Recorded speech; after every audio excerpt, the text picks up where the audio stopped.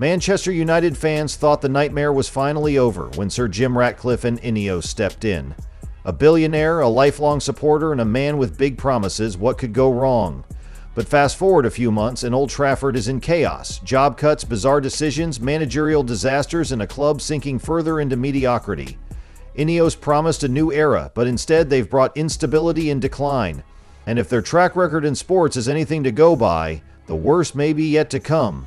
So what's really happening behind the scenes? Let's expose the dark truth about INEOS at Manchester United.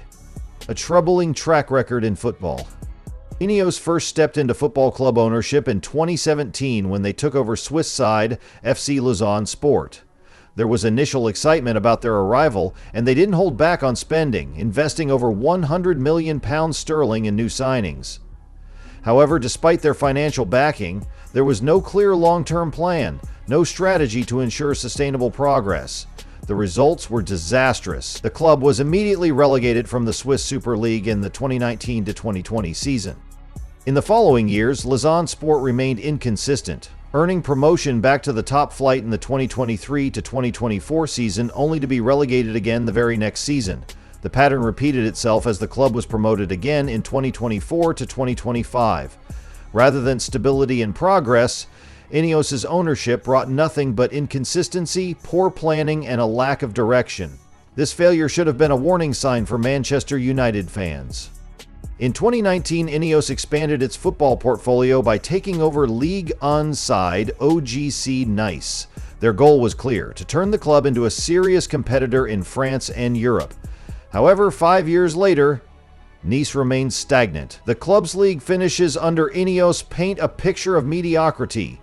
8th place in 2017-2018, 5th in 2018-2019, 9th in 2020-2021, 5th in 2021-2022, 9th in 2022-2023, and 5th in 2023-2024.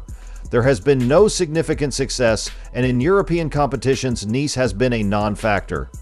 In their first European campaign under INEOS, Nice finished bottom of their Europa League group, earning just 3 points while conceding 15 goals in 6 matches. In the 2023-2024 Conference League, they reached the quarterfinals but were eliminated by Swiss side FC Basel.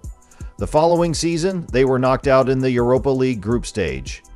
The club has also seen 7 managerial changes under INEOS, another sign of instability and mismanagement. The decline of INEOS in other sports. Football isn't the only sport where INEOS has struggled. In 2019, they took over Team Sky, a dominant force in professional cycling, and rebranded it as INEOS Grenadiers. At the time, Team Sky was one of the most successful cycling teams in history. However, since INEOS took control, the team's fortunes have sharply declined. A major blow came in 2019 when 4-time Tour de France winner Chris Froome suffered a severe crash, ultimately leading to his departure from the team in 2020. Another key rider, Egan Bernal, endured a similar career-threatening crash in 2022, further damaging the team's competitiveness. By 2025, rising star Tom Pidcock left the team after a fallout with management, highlighting growing internal instability. INEOS Grenadiers, once a powerhouse, now struggles to compete with rivals like UAE Team Emirates and Jumbo Visma. Similarly, in 2020, INEOS acquired a 1/3 stake in Mercedes-AMG Petronas Formula One team, one of the most dominant teams in F1 history. But since their involvement, Mercedes has experienced a sharp decline. In the 2022 season, they finished 3rd in the Constructors' Championship, securing only 1 race win. The following year, their performance worsened, finishing 4th without a single victory. Off the track, things have also gone downhill. Reserve driver Mick Schumacher left in 2024, and in 2025, 7-time world champion Lewis Hamilton departed the team. Even team principal Toto Wolff admitted to struggling with mental health due to the team's poor performances. Under INEOS, Mercedes has gone from an unstoppable force to a struggling contender. INEOS at Manchester United. A nightmare unfolding. Given INEOS's track record, it was always risky to trust them with a club as massive as Manchester United, but fans hoped things would be different this time. Unfortunately, the same patterns of instability, poor decision-making, and mismanagement have already taken root at Old Trafford. From the beginning, INEOS wanted to bring in their own people and modernize United's sporting structure. However, instead of a smooth transition, they created chaos. The first casualties of their takeover were CEO Richard Arnold, who had been at the club for 16 years, and sporting director John Murtaugh, both of whom were forced out. While their departures were expected, INEOS went even further. One of the most shocking decisions was terminating Sir Alex Ferguson's ambassadorial role. Sir Alex Ferguson, the greatest figure in Manchester United's history, had provided continuity, prestige, and a connection to the club's past success. By removing him, INEOS sent a clear message. They were willing to cut costs wherever possible, even if it meant alienating the club's greatest legend. But the cuts didn't stop there. In 2024, INEOS announced 250 job cuts across multiple departments. A year later, another 150 to 200 positions were eliminated, with more layoffs expected. The annual Christmas party was canceled, funding to charity was cut, and even the staff canteen, which provided free meals, was shut down. While the justification for these cuts was financial losses since 2019, it was hard to ignore the hypocrisy, especially when expensive mistakes were being made elsewhere, wasting millions while cutting costs.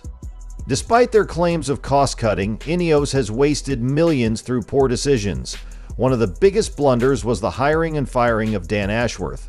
Manchester United paid €3 million in compensation to Newcastle United to bring him in, believing he was the ideal man to lead their football transformation. However, just 5 months later, he was gone due to a fallout with INEOS over the club's managerial direction.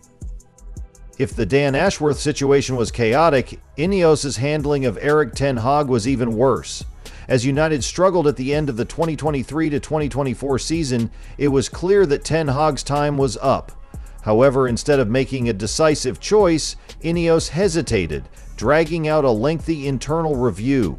Fans were left in suspense for weeks. After much deliberation, they decided to extend his contract, only to sack him a few months later, costing the club €10 million in severance pay. The fallout was immediate. With no proper succession plan, United were forced to scramble for a new manager mid-season. INEOS rushed to hire Sporting Lisbon's Ruben Amorim, a highly rated young coach, paying €11 million in compensation. However, Amorim had originally wanted to take over at the end of the season to properly assess the squad and implement his philosophy. INEOS ignored this, forcing him to take charge immediately, creating further instability. A club in crisis. Under INEOS, Manchester United has continued to decline. The squad has suffered from injuries, inconsistency, and poor tactical cohesion. Instead of reinforcing the team in the January transfer window, INEOS made baffling decisions, signing only one left wing-back, Patrick Dorgu, and a midfielder, Aiden Heaven, nowhere near enough to support Amorim's tactical plans. Key players such as Marcus Rashford, Antony, and Tyrell Malacia were loaned out without replacements, leaving the squad even weaker. The result? The team has crumbled, struggling to score goals, defending poorly, and dropping points against weaker opposition. For the first time in decades, Manchester United finds itself in the bottom half of the Premier League table. And at the heart of it all, INEOS. The dream of a better future under their leadership is quickly turning into a nightmare. So, is INEOS really the answer to Manchester United's problems? Or have they just taken the club from one disaster to another? Their history in football, cycling, and F1 shows a worrying pattern, and now we're seeing the same mistakes at Old Trafford. Job cuts, wasted millions, poor decision-making, it's all leading United further into crisis. But what do you think? Is there still hope under INEOS, or is this just another failed takeover? Let me know in the comments below, and if you found this video insightful, don't forget to like, share, and subscribe for more deep dives into the football world. See you in the next one.